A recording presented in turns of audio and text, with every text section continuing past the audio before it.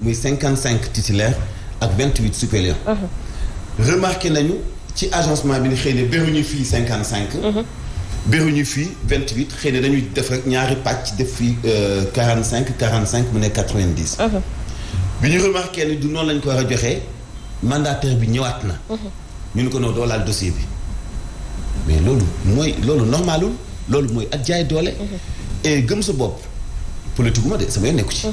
mais nekkaat na victime lu mel noonu ci côté sud bu Sénégal. parce que itam am na koo xam ne sous-préfet bi daf leen wax da ngeen di génn sama bureau par la force mbaa ma woo force de l'ordre yi dàq leen ci biti. loolu moo jaaduwul. loolu moo rafetul ci am réew. loolu moo jaaduwul ñu koy tuumal préfet te boo seetee ñoom li ñu wax dafa méngoo exact ak le préfet wax parce que préfet daf ni. dañu sukkandiku ci article 287 bu code électoral nee na liste titulaire yi dafay am 55 liste suppléant dafay am 28 mu nekk 83 comme moom nangu na loolu mais ci nañu téyee doll yi nii bii dafa ne 45 bii ne 45 bu ñu wax kenn dañu war a ber fii 55 li ci des ñu berke fii mais mi nu jotagul kay fekk loo amul kay yépp a ngi fi dossier yi mat na dara manqué wul mais na jël dossier bi joxe la ñu defal ko. ma ni dañoo bëgg éliminer liste bi. loolu donc mooy seen xemmemteef. mais comme ñun am nañu yaakaar suñu yoonu réew xëy na. lii moom arbitraire bi duñ ko seetaan même bu doon tey liste Benno Bokk Yaakaar la dal dañu koy taxaw dénoncer ko ni du yoon. mais lii du yoon. justement Abdoulaye Mbow ndax gëm nga ni recours bi dina joxe dara bu ñu xamee bu suñu sukkandikoo ci ñi nga xamante ne ñoom lañu ko sekkal. waaw mais recours li nga xam dañ ko nangu xam nga su boobaa damay def li nga xam ne moo di météo. damay def projection. mais li nga xam ne moo di fait te yoon may ko te kii nga xam ne moo jiite grande coalition gëm sa bopp wax na ko Bamba Fall wax na ko mooy user de toutes les voies de recours possibles dem fi nga xam ne fa la yoon mën a yem. par rapport ak li nga xam ne moo leen dal mais. tamit il faut quand même ñu am ay marge de manœuvre par rapport ak li nga xam ne moo di police yi et par rapport ak fépp fi nga xam ne circonscription la au Sénégal. lu tax parce que itam boo yegsee minuit Mansour nga am jeton de présence du caagane ni da ngay génne minuit sa dossier mën nañu ko traité nga génn 4 heures du matin dama tax mën a la conciliation boobu war na mën a tax erreur bu amee diggante boobu ngay jël sa dossier ñu koy traité bu dee erreur am na si wala loo xam ne seetlu nañ ko si loo xam ne doxul war nga mën a am marge de manœuvre boo xam ne dina la permettre lii nga xam ne njort nañu ne mooy erreur nga war ko mën a rectifier à l'intérieur même de la préfecture parce que itam defe naa ni am coalition bu munti doon kujje nga war nga mën a déposer si li nga xam ne moo di liste normalement ba pare war nañ la mën a may nga mën a defaraat si li nga xam ne bu dee erreur constaté nañ ko nga war ko mën a mottali parce que am nga dossier yoo xam ne mat na parce que li dal du ma ne gëm sa bopp kese dal na yeneen coalition si opposition bi un peu partout defe naa ni il faut quand même ñu xoolaat affaire yi bu baax balaa ñoo ñëw ci Ndeye di Met sax foofu la ñuy delluwaat ci point de presse bi fekki Mouhamed Diop Mouhamed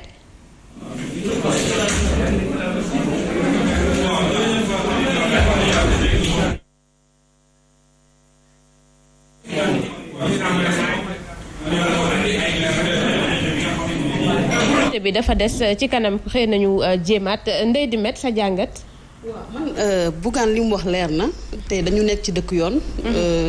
espérons que ni yoon dina def liggéeyam vraiment. te nañu yemale ñëpp man xale dama jaaxle ci absence de transparence bi am ci jeu démocratique bi. manque de clarté bi am ci procédure yi. xale man li ma gis comprendre ma. démb ba léegi maa ngi dégg ñu ne ñu bëri dañu forclos ñu bëri dañu rejeté seen liste parce que amuñu expérience manque de formation man loolu dama koy dàq. parce que su fekkente ne nii ñoom dañu organiser ay élections ñoom ñoo war a créer toutes les conditions à ce que ku ñëw bokk ci anam yu jaar yoon yu transparent ñu expliquer la les règles du jeu ba mu clair ci sa bopp te loolu gis naa amul te tey liste yi nga xamante ne dañ leen rejeté yépp man dégguma benn boo xamante ne nii parti au pouvoir la dal lu ci bëri opposition bi la lu ci ëpp Yewwi Askan Wi la lu ci ëpp gis nga ñu li président Bougane wax que ni coalition Gëm Sa Bopp la concerné vraiment encore une fois loolu man